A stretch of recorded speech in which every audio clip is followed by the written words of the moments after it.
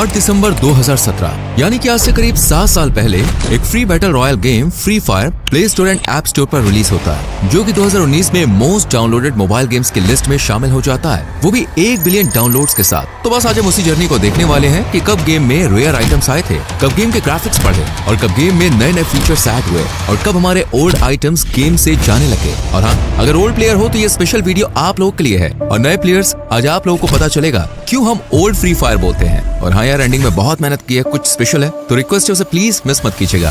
ये गेम पूरी दुनिया में आग की तरह फैलने लग जाता है। जुलाई 2018 को हिप हॉप गेम के अंदर क्लैश स्क्वाड इंट्रोड्यूस हुआ। हर ओल्ड प्लेयर्स की मेमोरीज जुड़ी है विंटरलैंड इवेंट के साथ। इस गेम का नजदीकी था। अब क्योंकि काफी सारी चीजें हैं गेम के अंदर, इसलिए हम सिर्फ 2018 मिड से लेकर तब तक की बात करेंगे जब हमारा गेम बैन हो गया था। दोस्तों, आज हम उसी टाइम पीरियड्स की यादें ताजा करेंगे कि उस वक्त गेम में क्या कुछ ऐड हुआ था हमारे सामने। तो तैयार हो जाओ गाइस, यादें ताजा होने वाली हैं। सबसे पहले तो 2018 मिड के पहले ही एक छोटी सी समरी आप लोगों को देता हूँ। गाइस, 4 दिसंबर 2017 को गेम रिलीज हुआ था। गेम रिलीज के साथ ही खुद को काफी अपग्रेड करने लगता है। ये बैक टू बैक अपडेट्स लाते हैं जिनमें गेम में आइटम्स ऐड होते हैं और नए नए फीचर्स ऐड होते हैं। जी हाँ, इनका पहला अपडेट 1.1.17 जो कि 4 नवंबर 2017 में रिलीज हुआ था, जो कि ऑफ कोर्स हमारे लिए नहीं था क्योंकि हमें ये गेम इंडिया में 25 दिसंबर के बाद मिला था। खैर, इनका पहला अपडेट ही इतना दमदार था कि इन्होंने इस अपडेट में ही एक फीचर इंट्रोड्यूस करा जिसमें आप गेम के ग्राफिक को लो और हाई कर सकते थे, जिस वजह से इस गेम को काफी बूस्ट मिला था। और 18 दिसंबर 2017 को इनके गेम में एक बहुत ही मेजर अपडेट आता है जिसमें ये लोग गेम के अंदर एक पूरा आइलैंड रिलीज करते हैं और एक न्यू वेपन ग्रोजा ऐड करते हैं। और इसी के साथ साथ हम assist, air strikers, air drops और प्लेयर्स का नंबर बढ़ाकर 50 कर देते हैं। इस मेजर अपडेट में और भी कई सारी चीजें ऐड होती हैं, जिसके बाद ये गेम पूरी दुनिया में आग की तरह फैलने लग जाता है, ठीक वैसे ही जैसे आजकल एनिमे का नाम फैल रहा है। और 28 फरवरी 2018 को हमारे गेम में पहली बार 4 कैरेक्टर्स इंट्रोड्यूस होते हैं जिनमें कुछ सर्वाइवल स्किल्स भी थे। उसी के साथ साथ अब लोग अपने प्रोफाइल का नेम चेंज कर सकते थे। और आखिरकार अब वो दिन आता है जब फ्री फायर ऑलमोस्ट अपने पीक लेवल पर जाने के लिए रेडी था। जी हाँ गाइस, 20 मार्च 2018 ग्राफिक्स में बहुत ही मेजर चेंजेस होते हैं। बिगेस्ट मैप आइलैंड जो कि सेंटोसा नाम से गेम में ऐड होता है। रैंक मोड्स अब अवेलेबल थे। इसी के साथ साथ काफी सारी न्यू गन्स ऐड होती हैं गेम में। तो ये कुछ मेहनत थी फ्री फायर डेवलपर्स की।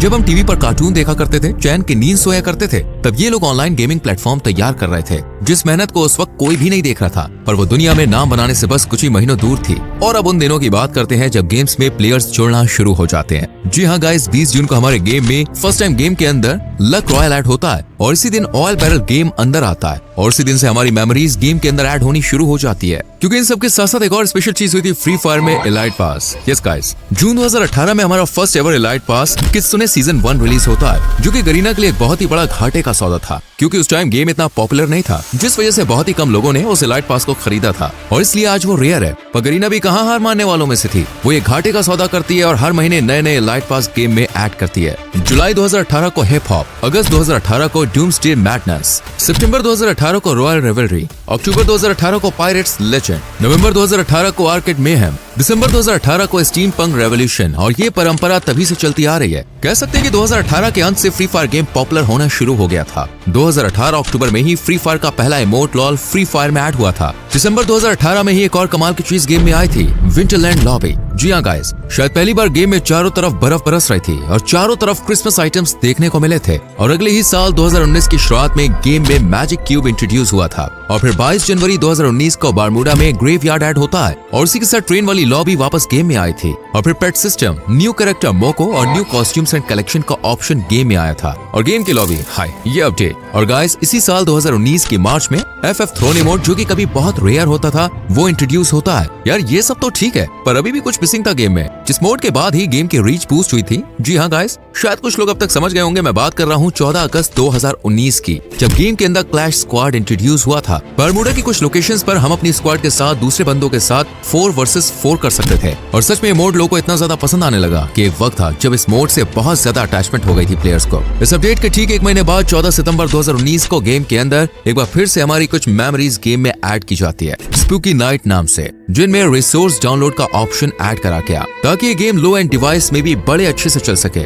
इसी के साथ साथ नाइफ ऐड की गई, फिर डिकॉय ग्रेनेड जो कि बस ओल्ड प्लेयर्स को ही पता है कि इससे क्या क्या कर सकते थे। फिर रैम 1887 हम सब की फेवरेट 2 नली वाली गन जो उस समय में सच में 2 गोली में ही बंदों को फिनिश कर देती थी। इसी के साथ साथ गेम में character voice, FF cup, name change card, new lobby, background music. जो भी ओल्ड प्लेयर्स है उन्हें ये बहुत अच्छे से याद होगा। और अब गेम के साथ प्लेयर्स की एक बहुत अच्छी बॉन्डिंग बनने लगी थी। बंदे भी क्या करते, गरीना खुशियों पर खुशियां देता जा रहा था। 2 महीने बाद गेम में विंटरलैंड नाम से फिर से हमें मेमोरीज दी जाती है। हालांकि इस अपडेट में कुछ खास चीजें नहीं आई थी अलावा क्लैश स्क्वाड में डेजर्ट ईगल के, मगर लगभग हर ओल्ड प्लेयर्स की मेमोरीज जुड़ी है विंटरलैंड इवेंट के साथ। क्योंकि इस अपडेट में जो म्यूजिक था ना, उसको सुनते यार वो टीम याद आती है जब दोस्तों के साथ रजाई में बैठकर हम रैंक पुश किया करते थे। और गाइस इतना ही नहीं, 2019 नवंबर को एक और बहुत ही मेमोरेबल चीज हुई थी। फ्री फायर को फर्स्ट एवर एक्टिव स्किल वाला कैरेक्टर मिल जाता है डीजे आलोक नाम से। लोग तो यार इस कैरेक्टर से इतना ज्यादा डरने लगे थे कि क्या ही बताऊं। लेकिन हाँ, अगर ये फ्री फायर की तरक्की का कारण बना तो शायद यही फ्री फायर की बर्बादी की वजह बनी थी। क्योंकि यहाँ से फ्री फायर कोलैबोरेशन करना शुरू कर देता है और अब फ्री फायर का डाउनफॉल भी आने वाला था। जी हाँ गाइस,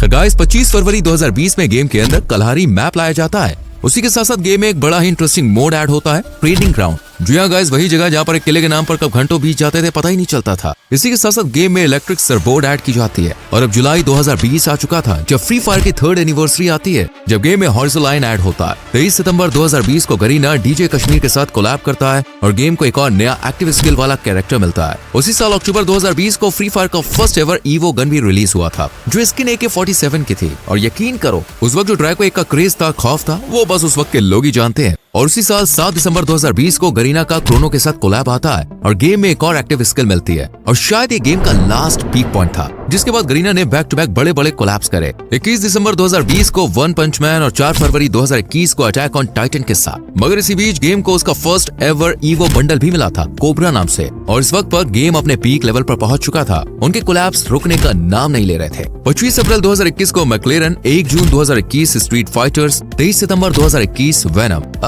एक मिनट, दरअसल 4 अगस्त 2021 को गेम में दिमित्री और थीवा की एंट्री हुई थी। गेम भी अपने बैन होने से 6 महीने पीछे थी और गेम की हाइप इतनी ज्यादा बढ़ गई थी कि कोई दूसरा कंपटीशन में नहीं था इस गेम के। जी हाँ गाइस, डेली के 150 मिलियन से ज्यादा एक्टिव यूजर्स गेम से जुड़ चुके थे। मगर इतने सारे बैक टू बैक कोलैब्स की वजह से और न्यू आइटम, न्यू कैरेक्टर्स की वजह से और पुराने आइटम्स के रिमूव होने की वजह से ओल्ड प्लेयर्स अब गेम लीव करने लगे थे। जी हाँ, फ्री फायर ने 2019 से 2023 तक 19 कोलैब्स किए थे, जिनमें से 8 कोलैब्स 2021 में शामिल थे। हालांकि गेम की हाइप बनी रहने के लिए 2021 सितंबर में ये लोग फ्री फायर मैक्स रिलीज करते हैं, जिसके ग्राफिक्स इतने ज्यादा इंसेन थे कि गेम वापस से थोड़ी हाइप कमा लेती है। मगर अफसोस गेम का अंत नजदीक ही था। 29 नवंबर 2021 गरीना का आखिरी बढ़िया सा कोलैब हमें देखने को मिलता है मनी हाइस्ट के साथ, जिसमें बहुत प्यारे बंडल्स और इमोट्स गेम में ऐड होते हैं। इसके बाद मानो लोगों का गेम से इंटरेस्ट जाने लगा था। 19 जनवरी 2022 गेम अपने बैन होने से करीब 1 महीने पहले एक कोलैब लाता है असैसिन क्रीड के साथ, जिसमें हमें बड़ा इंटरेस्टिंग इंटरेक्टिव आइटम गेम के अंदर देखने को मिलता है। और इनका लास्ट अपडेट इल्यूमिनेट,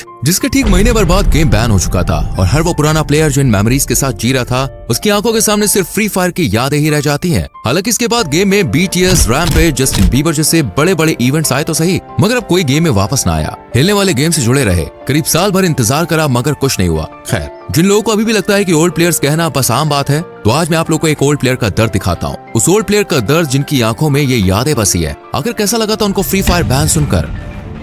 मैं फ्री फायर के बगैर नहीं रह सकता। फ्री फायर की मुझे बहुत याद आ रही है। इन 4 सालों में हम दोनों कभी अलग नहीं रहे। कैसे अलग रहूं उससे? मुझे माफ कर देना। सब लोग अपना ख्याल रखना।